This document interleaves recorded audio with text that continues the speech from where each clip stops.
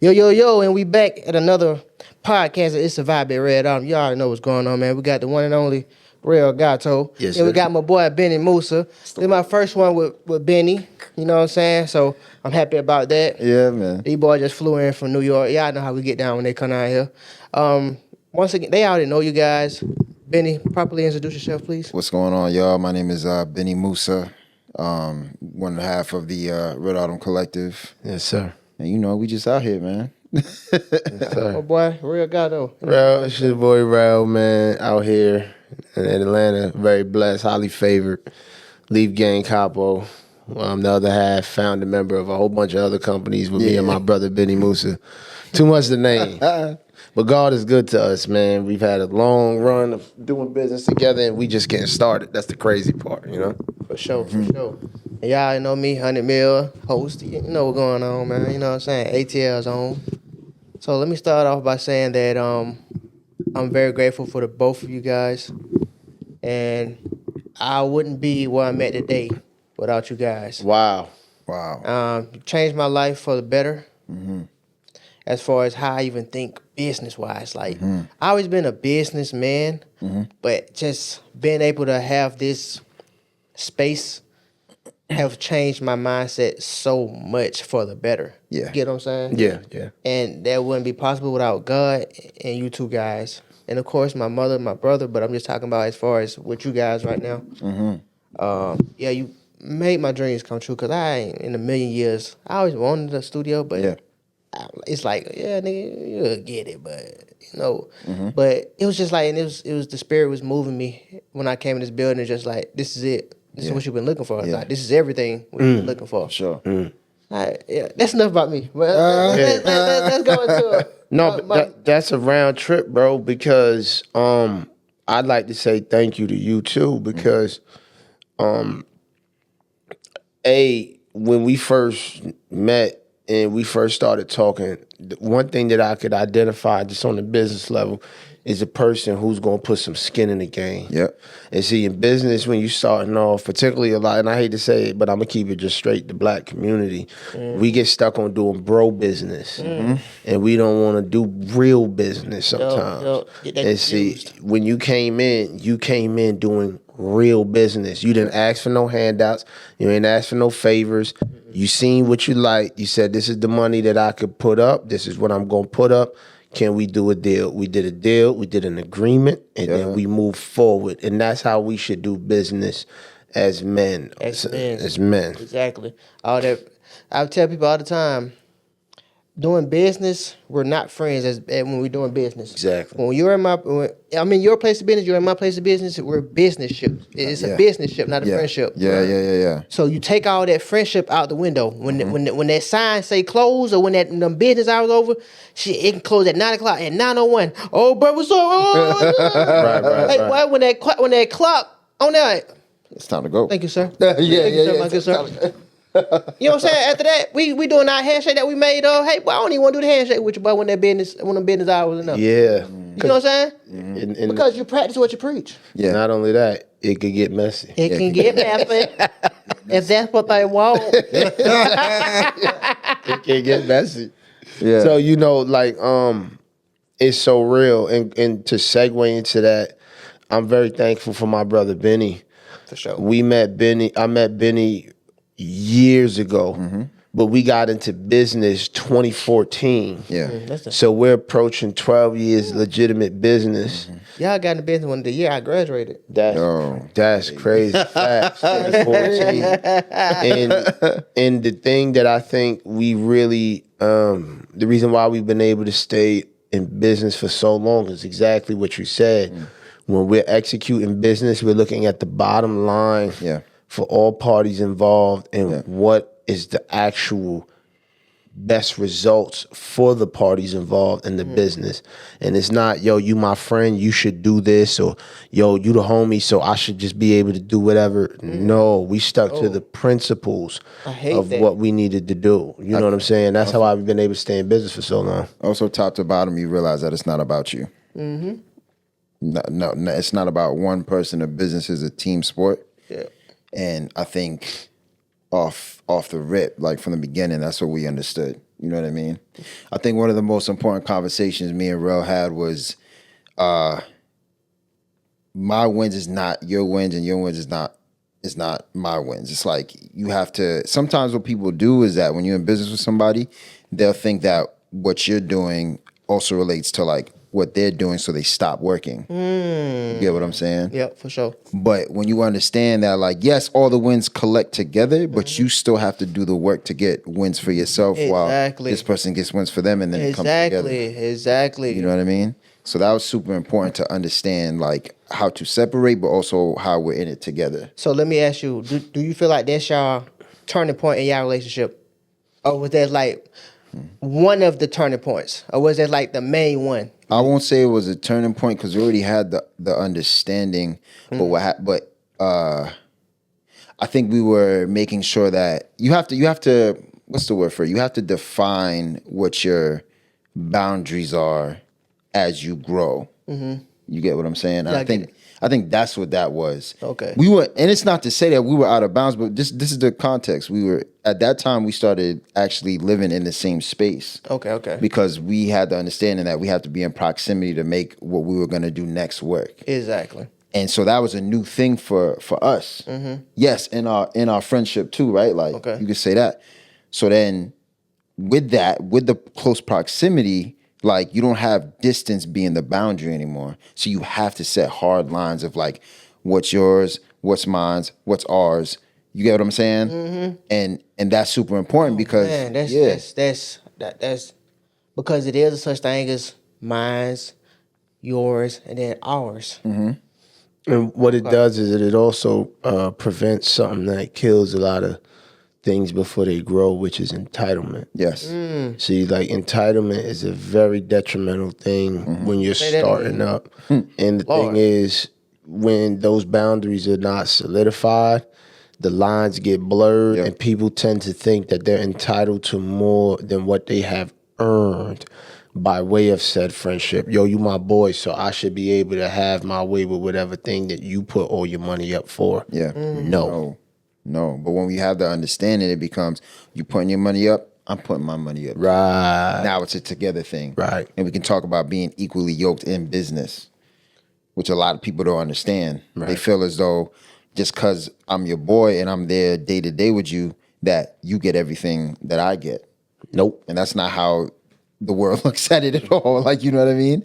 But when we have that understanding of each other, then it became, and to continue it wasn't just like, this is the separation and that's it. He said, so if I have this and we want to be equals, you got to have something too. Exactly. And that's what sparked like for us getting into business and doing the Tone Agency. So let me ask you this. At the time, did that make you feel away? No. I was like, word. Like, you remember the conversation? It was right there at that conference table. Right. Because it dawned on me like we were scaling to a little bit faster level than what we had before. And I started seeing other behaviors and other people that was on our team. Right. And so they were not in the same position of authority that Benny is. So it has to start from the top up. If me and Benny have the principles established and entitlement cannot exist, then everybody else has to fall in suit.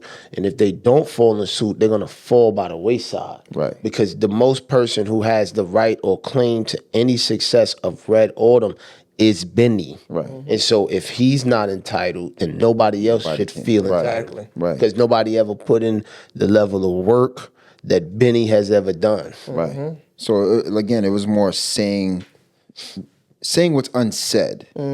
Because we knew it. Yeah. That's why we work so well together.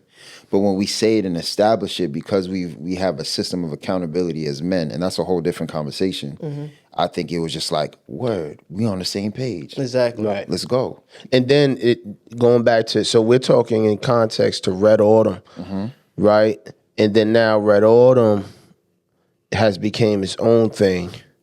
But now the conversation then stems to, brother, you have been part of my journey and you have assisted me as I founded this company.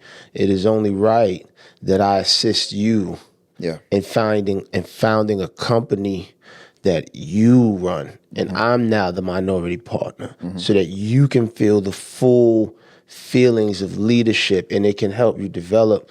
And I can also learn how to be a follower, because a lot of times people are so stuck on being the boss, they don't understand that there's actually good results when you're underneath good leadership. There's a lot of things that you can learn, but if you don't subject yourself to that and you want to be Michael Jordan all the time and not play Scottie Pippen, then you miss out on certain lessons as well that can make you a well-rounded human being. And so thus we created the Tone Agency by way of Benny Musa, and we and it was such a beautiful conversation, because it was like, we have this production company thing moving.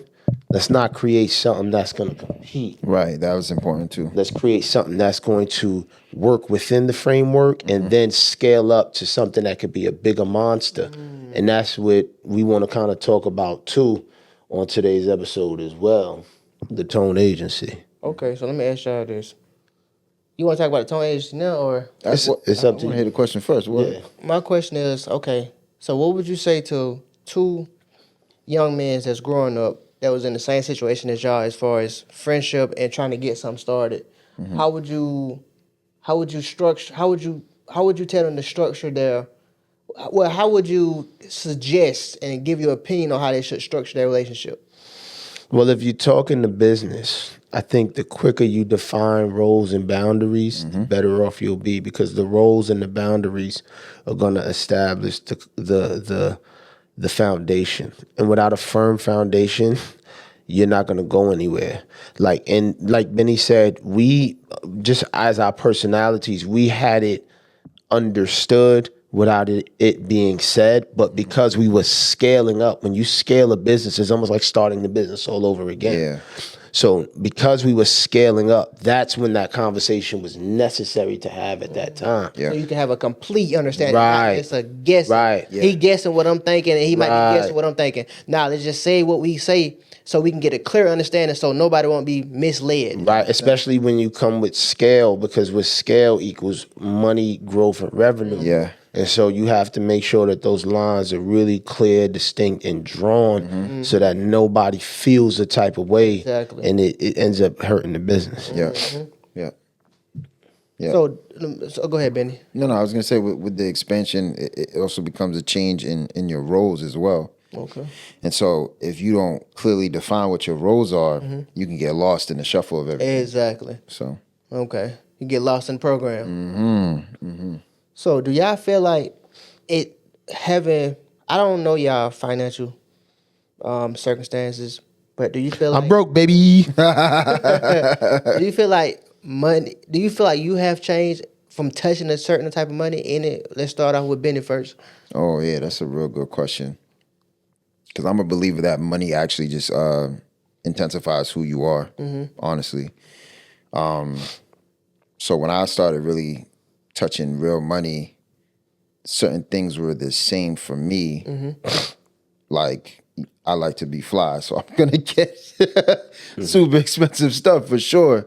But at the same time, there was also investment into what we got going on since the beginning. Since I remember we were talking to somebody today, and I was saying, like, from the moment I got my first like big check from music, I invested it into the business. Okay. You know what I'm saying? So that's always been there. Or even like just wanting to share with other people. That intensified. Okay, so You let me get what ask I'm you saying? this. What about your mental? Did you feel the spirits trying to come at you? The unwanted spirits, did you feel that? I mean, yeah, absolutely. Like, yo, we was going through some debaucherous times all at the same time. But what I will say is that there was still like this level of like, because once you know God, that's it. Like, there's no going back. So yeah, you're gonna do things. You're gonna do things that ain't even looked at as highly as it should be. But there's still things there. Like, for example, I was still going to church. I was still actually. That was the highest I've ever, put into the collection plate up until that point. You see what I'm saying? So I was doing these little things, regardless of the money. But what I will say is that it does expand your mind on how money works once you touch some real paper. You get what I'm saying? Yeah. Especially if you're spending it correctly or as correctly as you can, if that makes any sense. So that really, I can't say it really changed me, but it just like I was able to access more of myself with being able to touch more money, if that makes any sense. Yeah, I gotta spend this. I gotta spend it mindset, man. I had to get out of that though. I'm just not getting out of that mindset as far as like actually saving it and not just spending it as soon as I get it. So Yeah. I'm grateful for that. What about you, Mr. Regato? Nah, it definitely, when you touch some real bread, I think the thing is coming from a place where you're broke and you're destitute, and that's like the communal experience. You touch money, your self-esteem is attached to how much money you get. And so what happens, going back to my brother Benny, the concept of being fly, that's a concept that we grew up with, nothing wrong with it. But what happens is we try to be fly and we want to look like millionaires, but we be on $100 budgets. And so what happens is you end up spending to overcompensate. And that's what I did when I first started touching cheese. Now, when I first started touching cheese, I was able to invest and get into the studio thing because we were really pursuing the music stuff. And it actually paid off in a lot of interesting ways that I didn't even see coming. But it definitely changed me once I started to add God into the equation on how I deal with my money. Because once I started doing that, I started to get money, and not only just get money, but know how to invest it, to the point where before I even make a play with money, I pray on it. I ask God to come into my finances and help me manage it correctly. And since I've been doing that, I've touched the most money that I've ever seen. Yep. And what happens is now you don't look at money as something that you could use. You look at it as a tool to serve God. Yep. And now before you get there, you have a moment where you lose all your money. Oh yeah, I lost it. Blew the cheese, baby. That will really change you. That'll really show you who you are and what you finna do for real. When you touch it, you had a certain amount and then it's all gone in a matter of like months.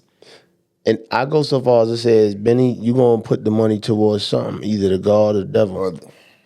And the likelihood of you putting it to the devil, it'll be destructive, baby.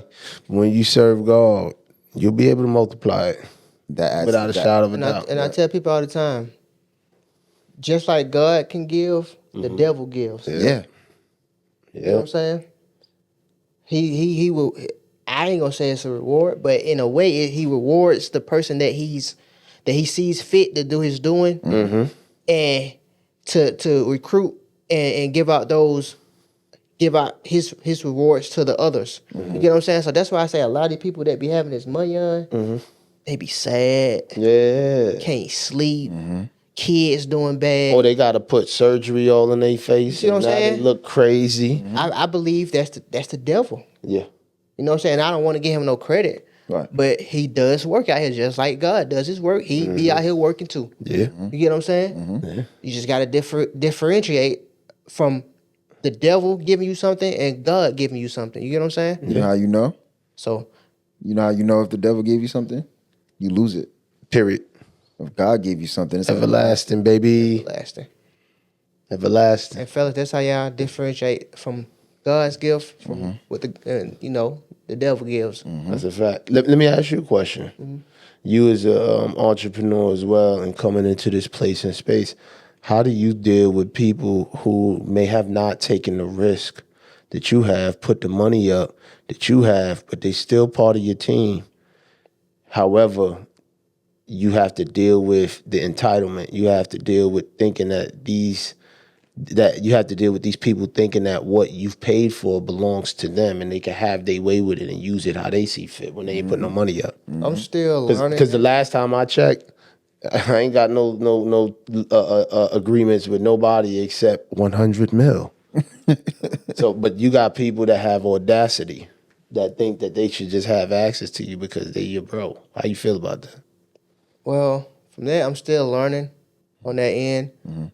I have a big heart, big giving heart, and that's a good and a bad thing in a way, because it's like, okay, God put that on me because He know I'm that person that's supposed to be like that as far as to help people, but it gets to a point to where it's like you get to helping the wrong people. Yeah. You get what I'm saying? Yeah.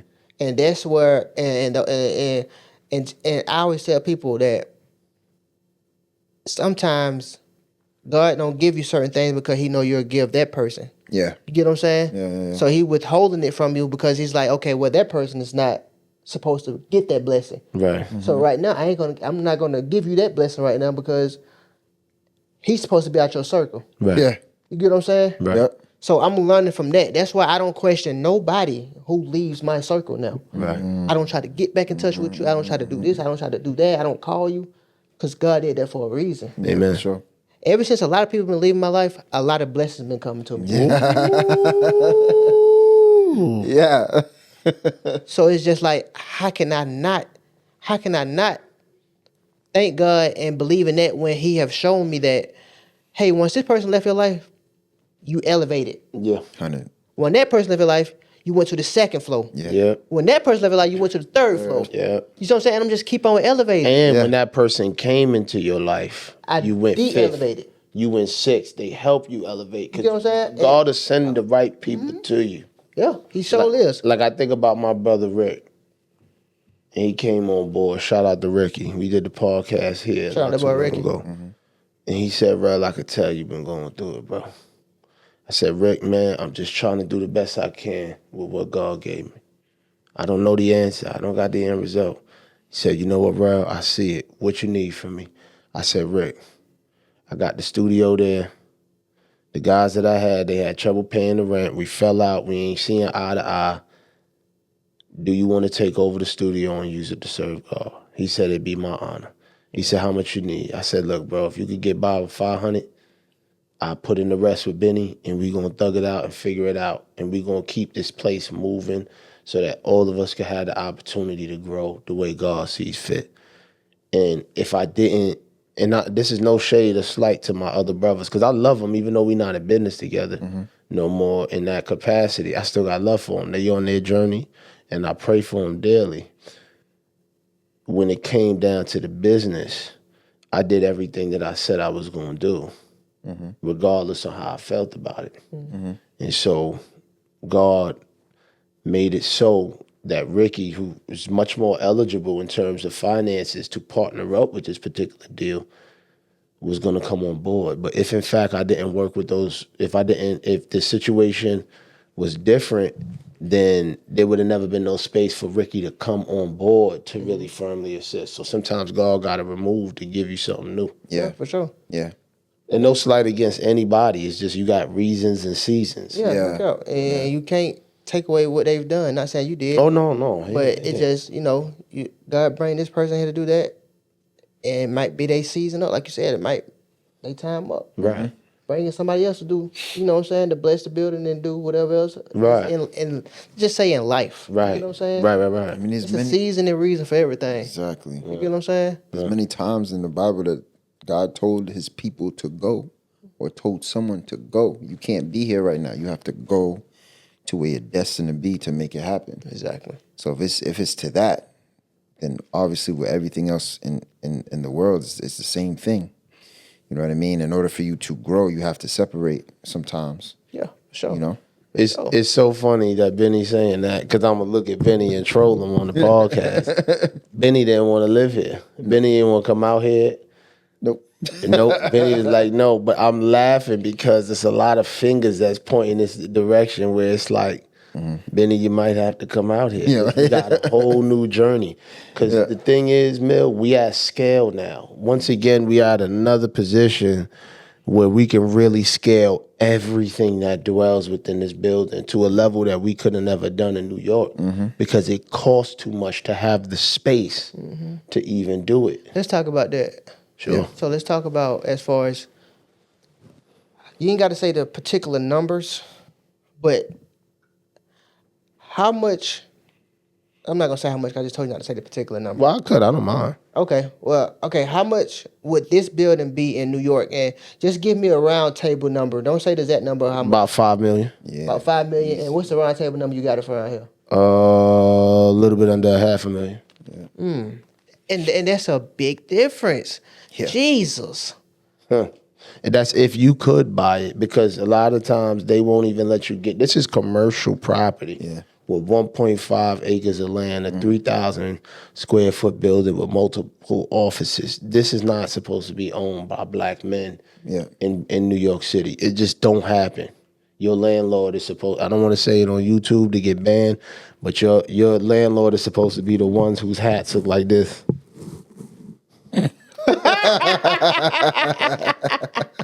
Wait, let me go a little smaller. You gotta respect the algorithm. Shout out to the Shalom. You know what I'm saying? shout out to the Shalom boys. Shalom boys. Shout out to them. You know what I'm saying? Oh my God. So you can't even get into the marketplace to even be able to try and scale up. So they keep you in a place in a space where there's no equity or ownership. And there's no way that you could tap into the equity because they keep you as a renter. You got to think there's 1, 2, 3, 4, 5, 6 office spaces just on this floor alone. Exactly. That doesn't happen in New York City like that without a price premium, and they shut you out of the market. Yep. But yeah, give or take $5 million for the level of space. $5 million. I think that's fair. What you think, Moose? Yeah. That's terrible. Absolutely. That's why we're here. So let me ask both of y'all, how was the shift coming down to Atlanta? Like, explain your your headspace, and explain your mental about that. How the switch, something that you because have you ever been to Atlanta before? Benny, you want to tell a story? Yeah, for sure. I mean, we can split it up. Like, so I came to Atlanta for my first time, like, I think 2021, something like that. No, I've been here before. I'm lying. Long time ago when I was a kid. Was it like a vacay thing? No. I was in this program called NSBE, National Society for Black Engineers, and then they had the junior version. And so this was in middle school. So I came down here and went to I think right now it's the Mercedes-Benz Stadium. Oh yeah. What was it called before though? You had the Georgia Dome. Right. So they had a robotics competition, a Lego robotics competition at the Georgia Dome. And this is when I was like 14, and we drove all the way from Massachusetts to Atlanta. And that was the first time I came to Atlanta. That's Massachusetts still in New York, right? Massachusetts, that's Boston. Right? Boston. Oh Lord, Boston is in Massachusetts. Word, it's a state above. So that's where you grew up at. Yeah, I grew up in Massachusetts. Yeah. And when did you make the move to New York? 2012. 2012. How old was you? 21. 21. Okay. Yeah. Okay. So my bad. Now go ahead. Yeah. No. So as an adult though, I came out here and it's not a ball. Like it was. It was fire. What? We went out. You know what I'm saying? Benny, you ain't telling the story, man. But hold on. But so like for me, it was like coming down here. We had the discussion too, and bro's gonna tell you the story of how like when me and you came down here and you know that whole thing. But the mentality was to come down here and not to be on some like, oh, we taking over, we doing this, we doing that. No. It was to be as humble as possible because we understand we in another person's territory. Like that was it. You know what I'm saying? But go ahead, tell that. So I never been to Atlanta, okay? But let me just say this. I had some contacts in Atlanta in the music business. Shout out to my homegirl Fame. She was out here. And she would tell me about it, how it moves, how it works. So I was like, you know what? I'm going to go down there and I'm going to see for myself. Now, this is the top of the pandemic. Everybody had bread, but New York was shut down. And you had to be mandated to get the circle, dot, cootie shot. So, with that being said, Man, crazy. I'm telling you, got to respect the algorithm. They'll shadow ban this a vibe, and that's not a vibe. Right. So I probably got shadow banned from the other interview with Shamal. He could get messy. So it was like, dang, I didn't like the feeling of New York being so gridlock and shut down and all of that. And then I'm here in Atlanta is like party time. Like party time. Ain't nothing happened. So this is top of the pandemic. This is when hold up, bro. They did not care down here, bro. Yeah. No, we know. Bro, I'm so green. I'm in the house like, hey, boy, I ain't going out. Man, I'm gonna tell you, bro, I look on Instagram. everybody out. But I'm like, but do y'all boy not see what's Nothing. going on? Just- they don't care. Just coughing and we think lit. Man, lit and coughing. No mask. With no mask now. No mask. No So, spray, no hand sanitizer. Nothing. Atlanta Them gave folk did not believe in that, boy. Atlanta gave me the bravery, bro, because I was like, man, I'm scared of New York. I don't like this lockdown feeling. I gotta go to the grocery store and hand them a card, and I didn't get the what's the name. So I'm like, I gotta get out of here. So I said, you know what? Let me take a trip to Atlanta and see what it's all about, man. Let's see the hype. So I called. I said, Billy Moosey, you want to go to Atlanta? He go, yeah, sure. And we got my dog Chad down here. Shout out to my bro Chad. He was living down here, and he's from Brooklyn originally. So it's like, yo, pull up to Atlanta, bro. It's lit. So I'm like, okay, cool. We get in the plane. We land. I'm like, all right, bet. You know, let's catch a vibe. Let's see what's going on. We go out, get something to eat. I'm like, all right, it's cool. You know, I immediately felt like the least aggression, you know, because New York is very aggressive. Man, what? So I felt it like really reduced.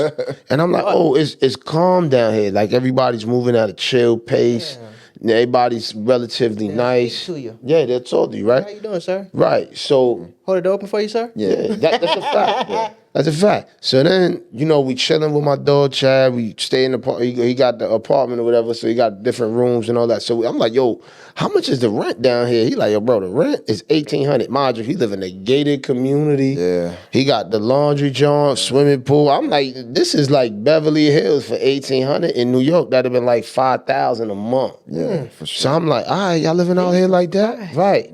So, boom. Now I'm like, dang. All right, I like this. I like the vibe. So we going eat. The eats was good. Food was good. We go vibe a couple places. I'm like, all right, let me see what the studio spaces is looking like. We go see the studio space. The dude tried to overcharge us or whatever. So then, like, this is like day 3 of the trip. I'm like, yo, I want to see what's up with these strip clubs. What's the one you hit up? I don't even know the name. Something crazy. But it was, we went, so the first time I think we went to Onyx. Onyx. It was by Loud House Studios when it was back there. So first time we went to Onyx, and that's, you know, this is before I was serving God, and I'm not condoning this. I'm just telling a story. We went to the club, and I was like, "Oh nah, this is lit." Right? Wait, there was another one we went to after though. So, So that other one, that one will remain unnamed because we don't even know it. Yeah. that was wings, no? nah. The chicken wings is fire, Fire. but it was like a hole in the wall. I think it's like the strip club was mall, in the yeah. strip mall. Like you could go into the strip club and then get like a pack of T-shirts, like yeah. 2 doors down, Yeah. and it's CVS. You could go Which get one you medication. talking about? Which one is that? I don't know, but it was absolutely debaucherous. Yeah. And I knew we was in trouble because Benny bought a Black and Mild from a nigga in the bathroom, and I was like, "This Story always funny. we have completely lost ourselves. I'm throwing PPP and unemployment money, and I'm just having a. And I'm like, you know what? We need to be down here. Yeah. So I was like, I'm gonna get the studio space. Then my dog Chad, he started sending me properties. And then I was like, wait a minute, let me see something. So I had a little cheese in the bank, and we had the studio thing set up. So I said, dang, I can't do this play by myself like that. So like every hustler, we gonna go to their mama. Yeah, sometimes I'm Every hustler go to his mama. Mama, if he got one. Mama, look, what you think of this? Oh, well, I like it. I want to do real estate. I want to get, all right, bet. So look, I got some cheese. I got the infrastructure. I got some teammates down there. You want to put something in here? We can get it done. She's like, well, I could put, you know, X amount of dollars, but I don't want to go at this by myself. Call your Uncle Larry, see if he want to get involved. So I call Uncle Larry. My Uncle Larry do the music, and he's like, yeah, let's get it done. Now, unbeknownst to me, it was going to be 3 of the hardest years of my entire life. It's like once we closed on the property, all of the facade of Atlanta just died. Yeah, for sure. We start running into goofy people. People start scamming and finessing. Whew, They that start done changed. wilding out. Yeah. And then, you know, it's not for the best. Yeah. It's for the worst. that's probably our fault because y'all got a lot of transplants now. Yeah, People coming in and taking away the original essence of the. they most definitely have, and I feel like you said, a lot of people don't came from another state and tainted Atlanta. That's what it is. Yeah. Especially with, and no type of feeling against New Orleans, Yeah. but when that Katrina happened, Oh, interesting. that shifted the whole Atlanta. That's when Atlanta started shifting because we had 6. we weren't really doing no Bloods and Crips. Yeah. Yeah, it's what street you from or what Yeah, block you see what I'm from. saying? But when Katrina happened, the robberies went up, everything went bad. You had niggas gang banging. I didn't know that. That's Man, I didn't even think it about got that. That's terrible. crazy. Atlanta got terrible. yeah, I didn't think about that. Man, the schools. I remember like yesterday, man. I was in the 8th grade. I met somebody from New Orleans. This kid was just terrible. Yeah. I ain't never seen nobody like it. Dang. And that was his first or second day, and he was just like getting into fights. Yeah. Shit, I said, I'm finna be this nigga friend. He was a menace. So it's just like, even anybody can tell you that. That's when Atlanta, I don't know if that's like the main shift, but I felt like that's when Atlanta really shifted to how the infrastructure of what's going on today. Copy. I understand that. Hurricane Katrina, I didn't even think come about that. down here, Yeah. and that's when Atlanta really. Do you shifted think that Atlanta's gonna come back to the old Atlanta, or you think it's too late? It's too tainted. Wow. I don't think it can ever get back there. It's Yeah. too tainted. It's too many people done came down here because they just same way y'all boy thought about that. Hey boy, Atlanta is nice. Stuff cheaper down here. It's better down here. Everybody thinks that.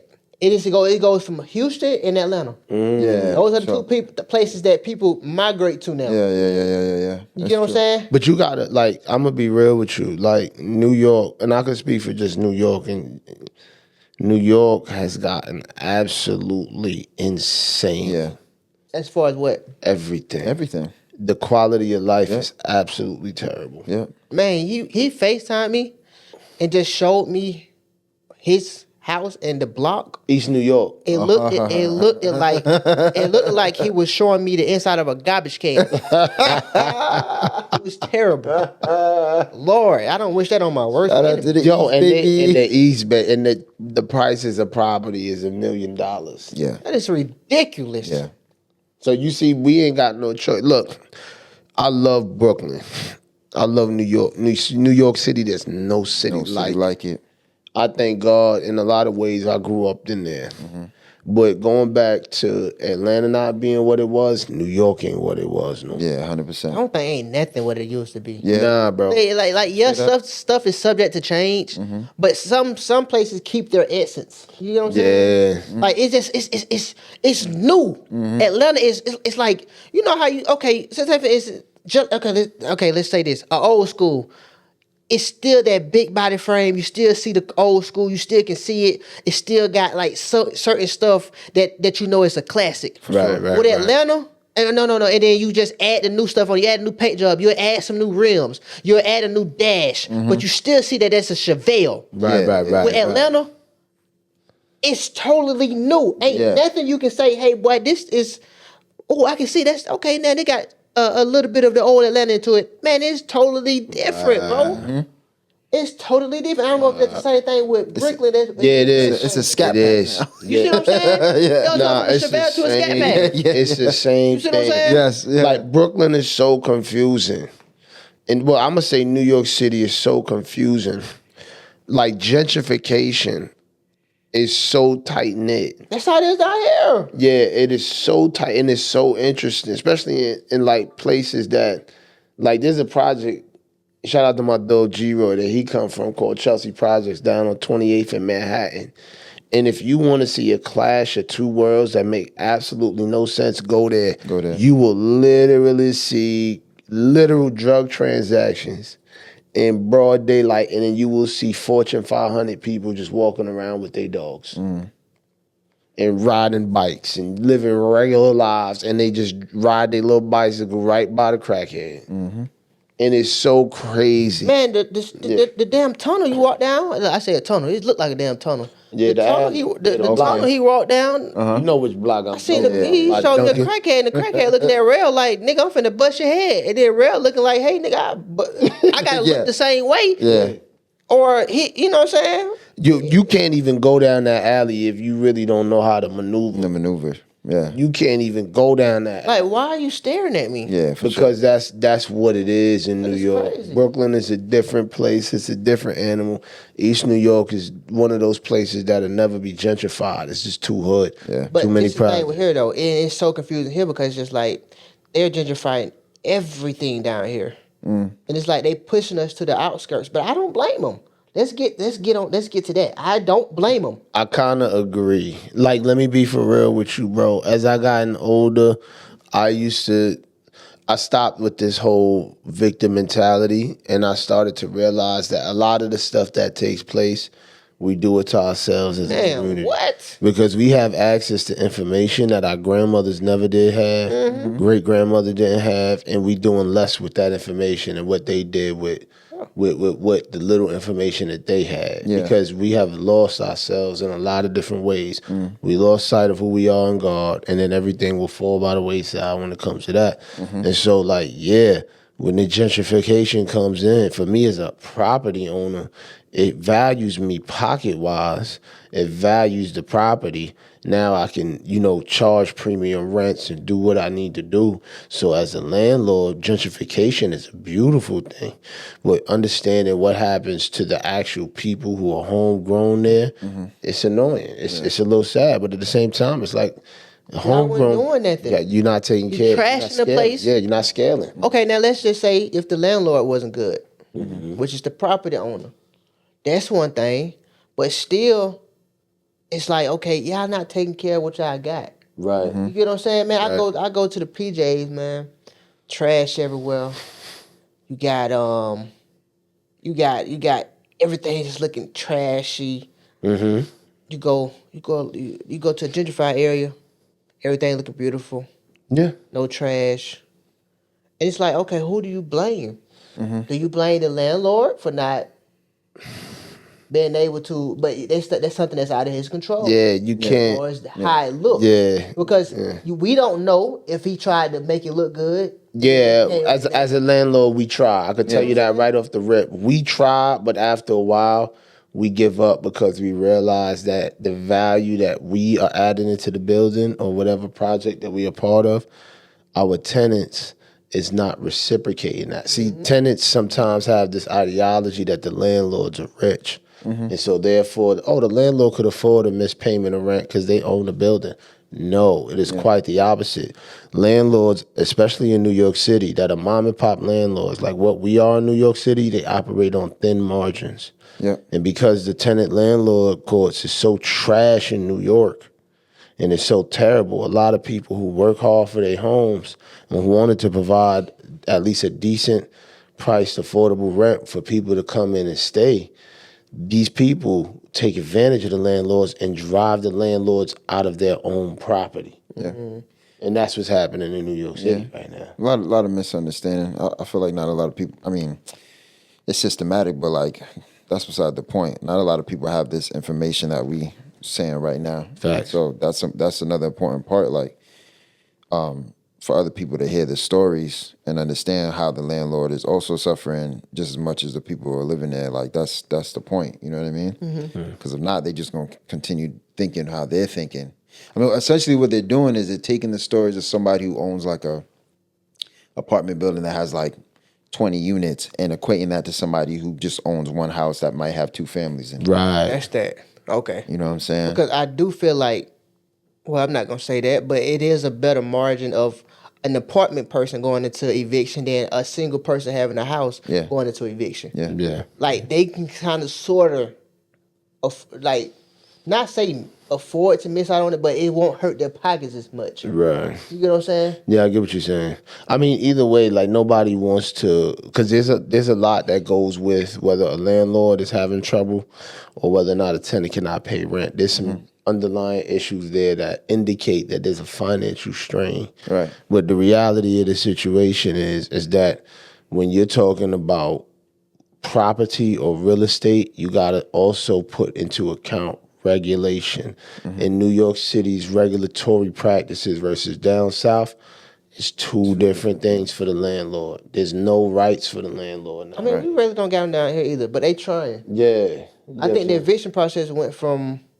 COVID really messed up down here. Yeah. I don't know if it'd probably be the same for New York. terrible in New York. But like I remember somebody I knew was working for apartments, and it's just like it went from them being evicted for 3 months to now it's like a year. Yeah. Kind of sort of what I don't want to put the business out there. Kind of sort Nah, of. New York is about a year and a half, 2 years, depending on the what New situation. York After is. you get out of the courts. After You know what I'm that, saying? yes. So yeah, COVID really messed a lot of places, homeowners and landlords up because the courts was backed Right. up. Yeah, they backed up. Same. You see what Yeah. I'm saying? Facts. So yeah, that's how I think they messing with the eviction process down here because I mean I just don't feel like that's right. You get what I'm saying? Yeah. Somebody should stay at your property. And then what about that other thing where somebody can just break into your house and what they call it? Squatters? Oh yeah. That most definitely should Yeah. squatters law. Like what? That don't make no sense. It doesn't make any So you sense. get to break in my property that I worked hard for, and then majority of them trash the property. Yep. And then I got to get somebody to evict you, and I can't even do it because now I got to go through the courts to evict, and you don't have no type of paperwork showing. It's trash, bro. Like I say this to all of the young guys, and I want to segue this. Like if we talking entrepreneurship, I always tell people like when you play in a real estate game, you got to be very capital heavy. So I don't say that should be your first investment vehicle. I think the best way to do it is for a person is to have a job first, and from the job pivot into the small business. Work the job and the small business, then build up your stock portfolio. Then once you have all of that built up in place, you have more liquidity, then you can start figuring out how you can get into real estate. And you should have a sizable or decent amount portfolio-wise. How much money you think you should have in your savings? It depends on your lifestyle. Like I say for all young men, and this is the God honest truth, if you don't got 10 G's to show, you shouldn't be going out on no dates. You shouldn't be consider relationships. You shouldn't get into nothing until you got $10,000. So what about like an actual, let's just say get into real estate, how much you think you should have in your account? It depends on the situation. It depends on the deal. There's a lot of people who think that they could get into real estate and play middleman and not coming into the deal with no money. That's never been my experience. I never had a lot of money to come in. I've always did strategic partnerships with real estate. So when we did the first commercial property, for instance, I came in with some capital. Obviously, I came in with hundreds of thousands of studio equipment and things of that nature. And then So that counts too? yeah, because when you look at a business in the commercial side of things, that is actually equated into the bottom line of what I didn't know that. Yeah, commercial property operates different because commercial property is not purchased by a single lender. I mean, single person. It's purchased by an LLC, and in that LLC, you list all of the assets. So you just sent in paperwork of you having everything, or how was that? Like, So I don't want to get no. This is good information. So I have a production company, and all of the owners on the production company are also owners in this particular project. So we form a new LLC. These are all of the people that's on this particular LLC. All of them who are participating, they have a certain varying degree of percentage, and based on the percentage that you give, that you receive, that's the documentation that you have to give. So in this particular play, I'm going to give a little detail. It was split in a certain type of way where the financing of the deal was done by a LLC, and we all put the money into that one LLC. to the LLC. Right. So then not only did we put the money, we also listed that these are our assets, and that equates to the value of the LLC. Okay. And so now you put the money into the LLC to buy the property, and then you have the value of everything that the LLC owns as well as collateral. And then that collateral, you go to a small business, you go to a private lender, or you could go to the SBA, and then you could get into commercial property. Okay. So you have to have your LLC for 2 years. Yeah. Okay, let me ask you this. Could you know about trust? Yeah. Could you tell us a little something about trust? A lot of people have been asking me about trust. So I mean, when you deal with trust, you have different. For the most part, people Just break down the basics of it. So people refer to a trust. There's interchangeable terms. I've heard trust. I've heard family office. But basically, what it is you're creating a entity, and within this entity, you have established beneficiaries and executors. So people who are going to execute the things that are within the trust. And then now within the trust, there's certain tax benefits that you have. You got to dumb that down. So think about it like this. 'Cause I ain't even understood what that All right. Think about it like this. the United States of America is a place based on corporate citizenship. Yes. By way of the 13th and 14th Amendment. Okay, so what happens is when you have a country that's built within corporate citizenship, it allows their citizens, you as a person, me as a person, to establish entities. Yes. And so entities are literally, they're not human beings, but they are literally figures that can have access to capital, access to money, have access to certain rights that are the equivalent to, let's say, a human being in some extent. So, for instance, you pay taxes as a human being, a corporation has to pay taxes because both of you guys are entities within the United States of America. Exactly. Right. So the trust is just another vehicle of passing down wealth through generation. It's also a tax shelter. It has different types of benefits that can operate with the trust, and not every trust is going to be relatively the same. I heard that in a trust where, like, say for instance, if you get married, right, and you didn't sign a prenup, but if you got some money in that trust, it can't go to your wife. So it's basically how it's set up. First and foremost, when you marry to somebody, you do have a prenuptial, whether you realize it or not. The prenuptial is set up by the state in which you're in. Yeah. So they're called nuptial agreements. So the prenuptial is the agreement before the nuptial agreement. That's where you get that word. Okay, So what okay. happens is when You got prenuptial. Dub already there, then you just put the pre in that thing to make Right, it even. right before. So Okay. that's where you get the prenuptial. Okay, 'cause But every it's already state, the agreement when you even get married. Every state State has put it together. Yes, every state has their own Okay. laws of nuptial agreements. Okay. And based on the state that you're in, it could determine whether or not the person can have access to the trust and assets in it. So if you just don't say that they don't have access to it, they have access to it. Well, it depends on the state. Yeah. I don't know every single code for every single state, but it varies per state based on nuptial agreements in that particular state. But what I would suggest, if you talking real talk, there should be a prenuptial put in place or a set of laws put in place within the marriage before you legally get married. And if you have a trust, the prenuptial agreement should not be included in the trust unless you are, the trust should not be included in the prenuptial agreement unless that is something that you are comfortable with. Yeah. Because if I set up a trust, what a trust is I'm entrusting you to execute.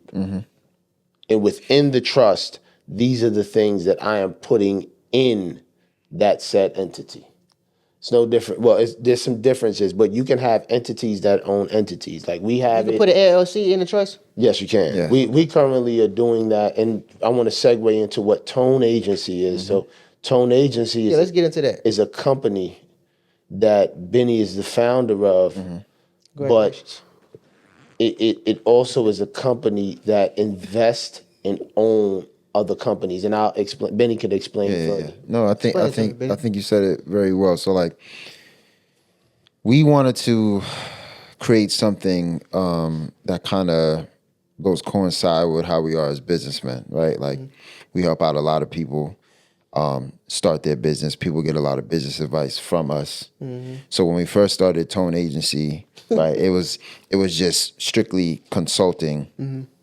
But then we said, well, if we're giving all this sauce out, we should also be involved in, the LLC or the profits of said business that is growing based on what advice that we're giving. Yeah, exactly. So as time went on and we were doing this more and more and seeing more businesses that we were starting actually sprout from the advice that we're giving them, we said, you know what, this is more of a business that is into investing into other people's business and helping other entrepreneurs get from point A to point B. You get what I'm saying? So right now, this current moment, I mean, like, we have a fight team practically. We have we're starting to get into dealings with tech as well, right? And then of course we have a whole bunch of things going on the entertainment side, of course. You know what I mean? So would you say that was a good move on your behalf? Absolutely, absolutely. I mean, you essentially build something that helps other people build things that then you can go to sleep at night and still be working. Exactly. That's a beautiful thing. Yeah. You know what I mean? Like we always talk about like financial freedom, and how else do you get financial freedom? By having other, people and things and companies working for you while you sleep. Yeah, you're right about that. That's the ultimate dream, making money while you sleep. Yeah. Yeah. So I know you said you just thought about it, but what was your initial thoughts of creating Tone Agency? Like, what came to your head and be like, man, this is what I want to do? Yeah. What was that initial thought? So I'll be 100% forthcoming and say that I had no initial thought. What it was my brother right here putting a seed of belief in me. That's what that was. He said, Kwam, I see how people take advice from you.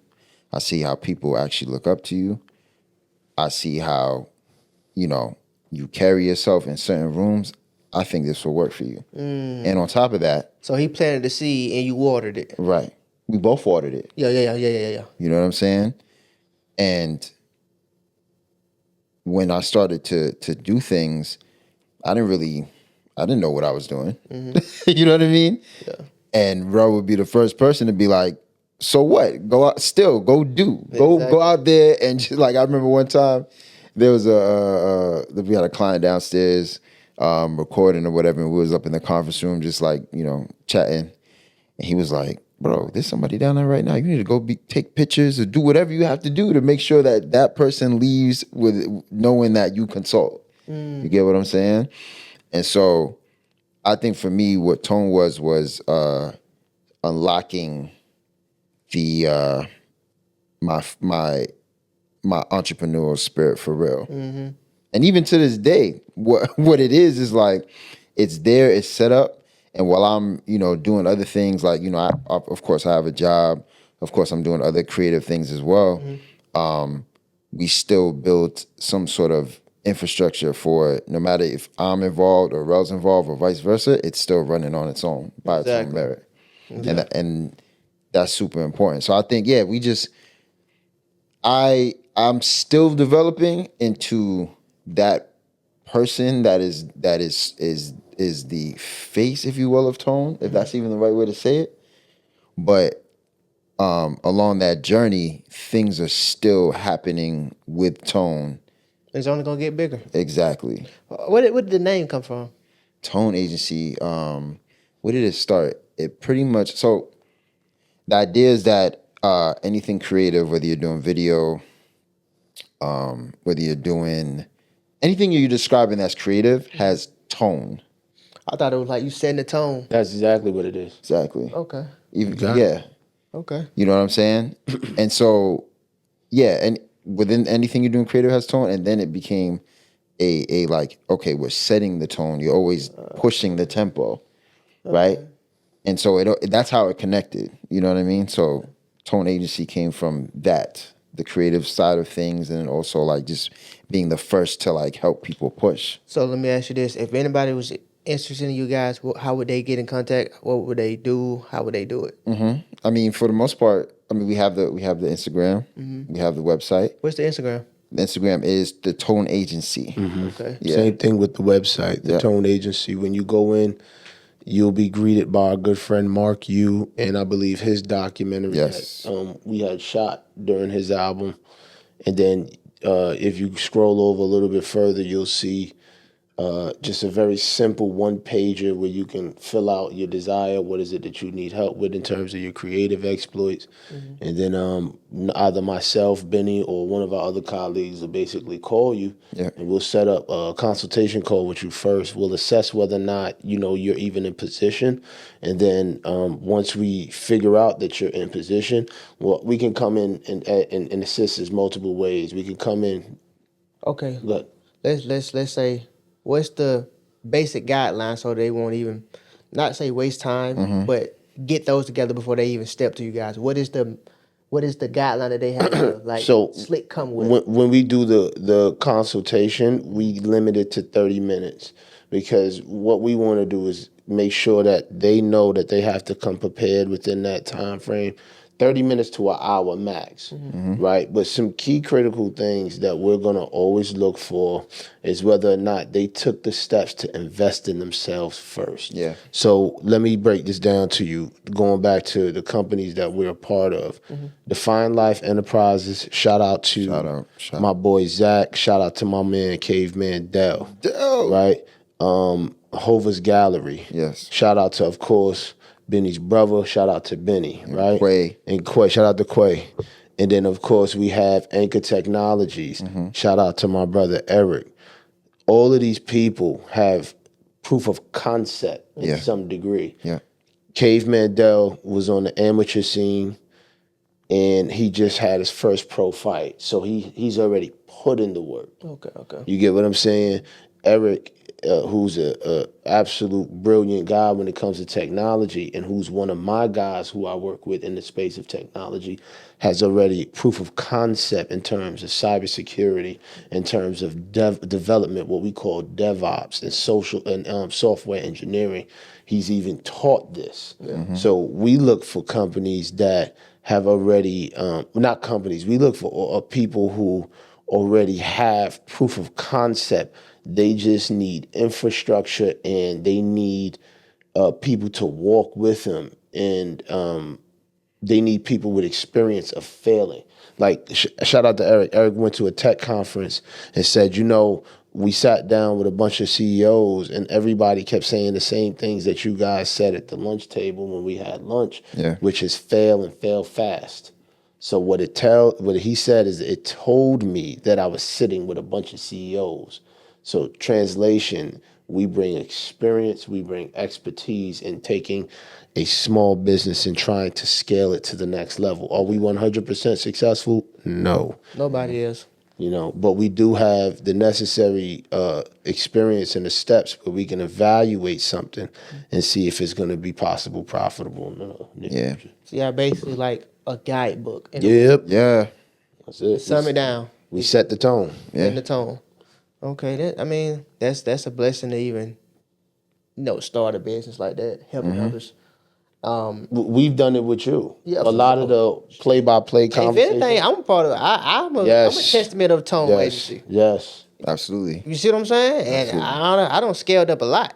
Yep. So hey, Yeah. I'm a proof right there. Amen. He'll go get to it. And what's so crazy, that conference table that you helped me move out of your office is our Tone conference table. Yeah, facts. That's where we founded the company. Yeah. We created the LLC, and we had the conversation of your wins is not my wins. That conference table, It's legendary, huh? Legendary. Y'all gotta get a big leaf on that. Oh, that's coming.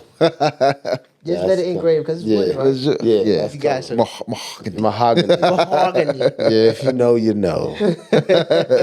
You know. But yeah, man. And so now we have our office here in Atlanta, Georgia, which is the office a couple of doors down from Mills Studio. And, we have Red On Studios. Obviously, the podcast space we're shooting at now is a part of that. And so we're coming into this market and we're just looking to collaborate and work with creatives who are serious, who take what they do serious.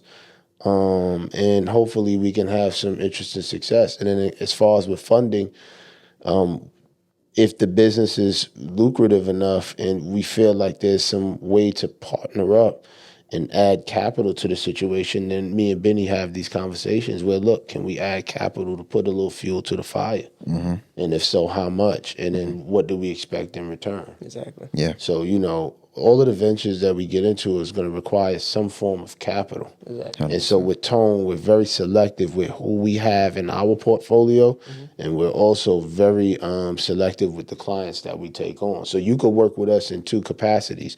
We could come in as consultant investors, or you can just deal with us on an hourly basis as consultants. Okay. And we'll walk you through where you need to go. Okay. So that basically sums up everything. You got anything else you want to say about the Tone Agency? Yes, sir. Yeah. Come and join and be great. Set the tone. Like I said, I'm a testament of it. and they got plenty more testaments of it. Yeah, it's an honor, man. It's an honor. For sure. Yeah, my brother. That's I it. guess y'all got to say? Man, that's it, man. Yo, I'm thankful yo. to be on your episode. Yo, to God be the glory. To God be the This glory. is the God episode. Absolutely. You know what I'm saying? And like I said, once again, I want to say thank you to both you guys. Thank you, my brother. Thank you for Blessing doing to this. even For knowing you guys. Amen, amen, And we got plenty more blessings that's going to come our way. Oh yeah. amen. Oh yeah. Oh, man. Oh man, we just getting started. We just getting We said at started. the same time. It's just the Getting beginning. started. Yo, it's very rare to get me on a podcast. I'm just letting you know that. Yeah, now. Benny don't. That's how you know this is, man. This a moment. Benny I don't love do it, though. that. I love it. I love it. I love For it. sure. Hey, man. One more time. We're going to do this outro. Yeah. It's- Oh yeah, you can follow me, Rel Gato. Shout out to everybody who has been supporting us. You can always visit redotemnyc.com. This podcast is gonna be on the It's a Vibe YouTube, but I think I might throw it on the Rel Gato TV, or at least Put put some both of 'em. put some clips on there and let the long form content stay there. But you can check out Rel Gato TV. Also check out the toneagency.com. And yeah, man, to God be the glory. You know, praying for everybody to get through, you know, and yeah, man, any questions in regards to what we could do, you know, just hit me up. Like I said, the best way to contact me is through the website, redotemnyc.com, or you can visit thetoneagency.com. My boy. It's your boy Benny Musa. You know, yeah, it's Benny Musa. You can find me on Benny_Musa if you're looking for me on the gram. Yes, as you said, man, toneagency.com. Hova's Witness. Or Hova's Gallery, actually. Hova's Gallery. You can find us on all social media platforms. And yeah, man, please inquire about the Tone Agency, man. Let's be great together. Amen.